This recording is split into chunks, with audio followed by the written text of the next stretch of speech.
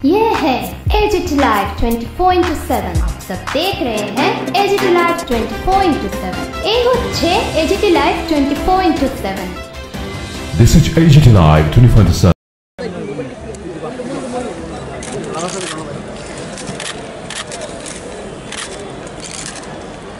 शोभोजे मोंटा कैसे दिनों हम स्वागत कर चुके हैं। अब स्मृति शिक्षण के दौर पर हम 43তম আগরতলা বই মেলার উদ্বোধন অনুষ্ঠান। এই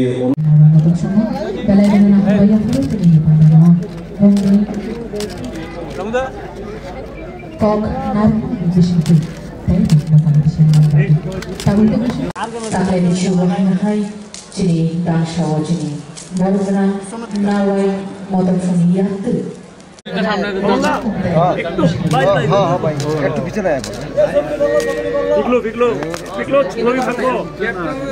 আমি কইছই ভাঙবো আমি কত আরে মনে ধরে দেয়া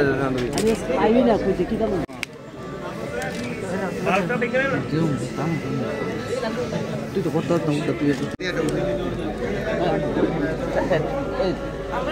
মনিদা বিশ্ব মনি সাইড দিও অনেক কম রেখে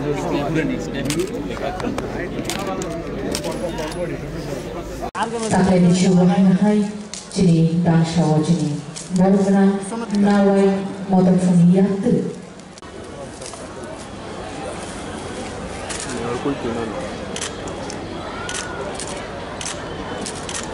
সবার কাছ থেকে জোরে করতালি আশা করব। সম্মানিত অতিথিবর্গের হাত ধরে আমাদের 43তম আগরতলা ভীষণ গ্রথিতাং পুরাণ মুনিনা মধ্যে মহাভারতে অদ্বৈতামৃত দর্শনীং ভগবতীমষ্টদশাধ্যায়িনীং অমৃতমনসুন্দধামি ভগবদ্গীতে ভবিদ্বেষ বাড়িয়ে দিয়েছেন। প্রথম স্থান অধিকার করেছে শ্রীযুক্ত প্রশান্ত সেন। এবারে দ্বিতীয় স্থান অধিকার করেছে এই প্রবন্ধ প্রতিযোগিতায় শ্রীযুক্ত। শুধু আগরতলা থেকে ত্রিপুরা রাজ্যের বিভিন্ন জায়গা থেকে যারা উপস্থিত রয়েছেন এই প্রোগ্রামকে দেখার জন্য এবং সাকসেস করার জন্য যারা সহযোগিতা করেছেন এবং সমস্ত মিডিয়া বন্ধুদের আমার ব্যক্তিগত পক্ষ থেকে ত্রিপুরা সরকারের পক্ষ থেকে আপনাদেরকে জানাই অনেক অনেক শুভেচ্ছা এবং অভিনন্দন।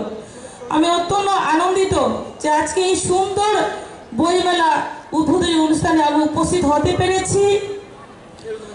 এই বইমেলা শুধুমাত্র বইমেলার মধ্যে সীমাবদ্ধ নয়। আমি মনে করি এই বইমেলা আমাদের মধ্যে যে সম্পর্ক সেই সম্পর্ক মিলন সম্পর্ক সেটা গড়ে ওঠে এবং বিভিন্ন জানা অজানা আমাদের বিভিন্ন ব্যক্তির সাথে এবং নতুন নতুন বইয়ের সঙ্গে আমরা যুক্ত হতে পারি। বিশেষ করে আমরা হয়তো অনেকে ভাবি যে বই পুরনো হয়ে গেছে, তো সেই বই পুরনো কখনো হয় না।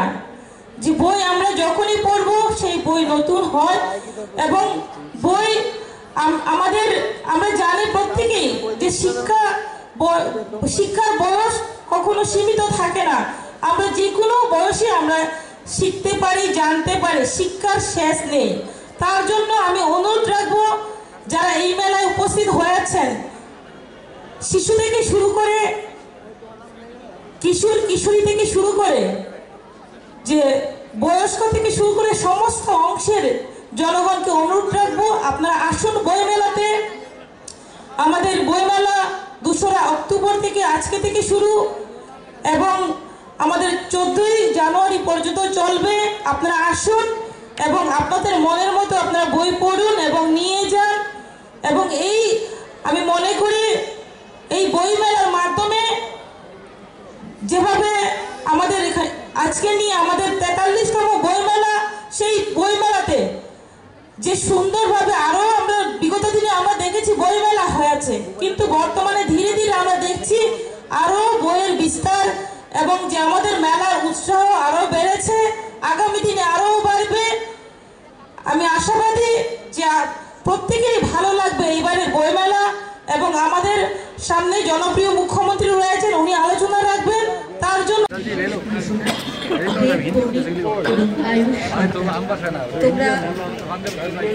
তোমরা মঞ্চের কাছাকাছি চলে আসবে।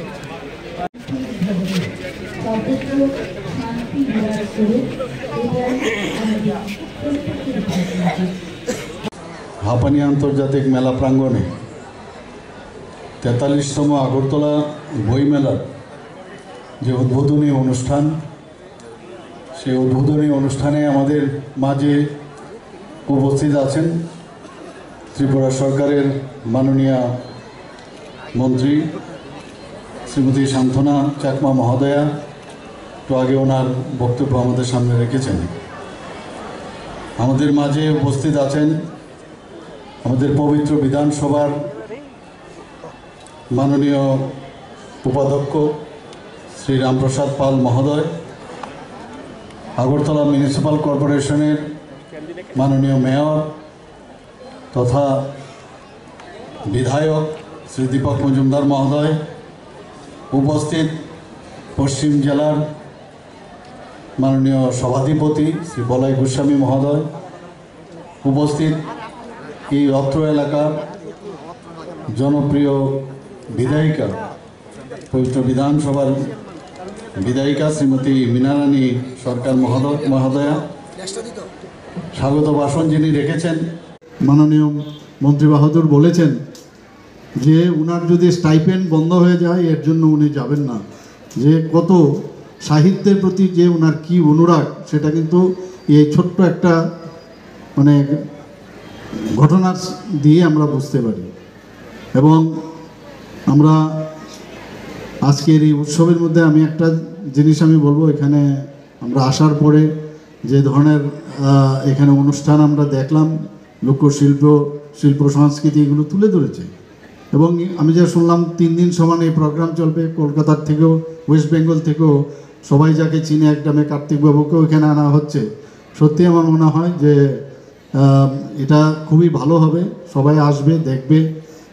এবং আজকে আমাদের ত্রিপুরা সরকার এই যে লোক সংস্কৃতিকে আমাদের বাঁচিয়ে রাখতে হবে এবং সেই কাজটা কিন্তু আমরা করছি। এখানে আমরা জানি যে আমরা অত্যন্ত সমৃদ্ধ হলাম এবং যাকে নিয়ে আমরা সবসময় গর্ব করি, বঙ্কিমচন্দ্র চট্টোপাধ্যায়ের 5th জেনারেশনে এত বড় একজন রাইটার লেখক আমাদের সামনে আজকে এখানে উপস্থিত হয়েছেন এবং ত্রিপুরাতে উনি আসার জন্য ওনাকে আমি হার্দিক অভিনন্দন এবং শুভেচ্ছা এবং স্বাগত জানাই।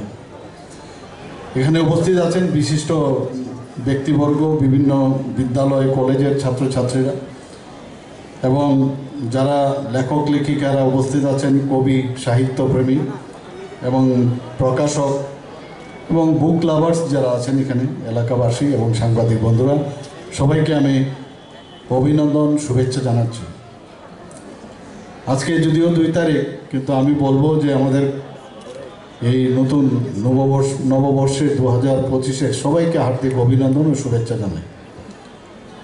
বইমেলার জন্য আমরা সবসময় বসে থাকি, কবে বইমেলা আসবে বইমেলা আসবে। এবার বইমেলার যে দিনক্ষণ আমরা ঠিক করলাম, বিশেষ করে যারা ছাত্রছাত্রীদের কথা ভেবে আমরা এইবার যাতে তাদের পরীক্ষার সমস্যা না হয়, পরীক্ষার সময় যাতে তারা আসতে অসুবিধা হয় সাধারণত, সেই অসুবিধার কারণে আমরা আজকের এই যে দিনটি আমরা বেছে নিয়েছি এবং এই তথ্য সংস্কৃতি দপ্তর অগ্রণী ভূমিকা নিয়েছেন, এর জন্য ওনাদেরকে আমি ধন্যবাদ দেব।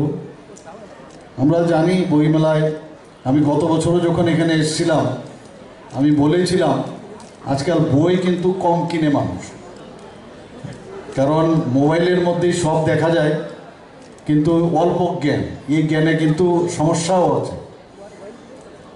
তখন বলেছিলাম যে বই আগে আমরা যখন কোনো বিবাহ বার্ষিকী অনুষ্ঠান বা বিবাহের দিন, সেখানেও কিন্তু আমরা বই দিতাম, বা কোনো অনুষ্ঠান হলে বই আমরা কিনে দিতাম। তো আমি আবেদন রেখেছিলাম যে সবাই যেন বই অন্তত কিনে, ফুলের পরিবর্তে বুকে নিয়ে যায় বা শাড়ি ইত্যাদি নিয়ে বই যদি দেয়, তাহলে যারা বই বিক্রেতা তাদেরও 2 পয়সা উপার্জন হবে, যারা লেখক লেখিকা তারাও কিন্তু লেখার মধ্যে আরও বেশি অনুপ্রাণিত হবে।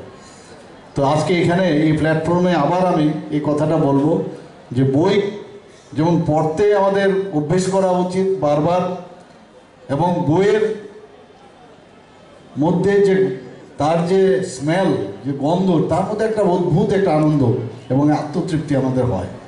তো আমি আশা করি যে এই বই মেলাতে প্রচুর বই বিক্রি হবে এবং প্রতিটি পাতা যে ধরনের বই এখানে বিক্রি হোক, সব বইয়ের মধ্যে কিছু না কিছু আছে।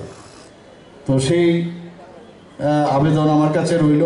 আমরা জানি যে বই আমাদের চেতনার যে সীমানা সেটা আমাদের বাড়ায়, এবং সময় কিন্তু ফুরিয়ে যায়, সময় ফুরিয়ে যায়, কিন্তু বই কখনো ফুরায় না। বই সবসময় যারা লিখছেন এবং বর্তমান সময়ের যে নিড অফ দ্য আওয়ার, এবং যিনি লিখছেন সেই নিড অফ দ্য আওয়ারের উপর ভিত্তি করে উনি বইটা লিখছেন, এবং তাই এটাকে বলে সময়ের প্রতিধ্বনি।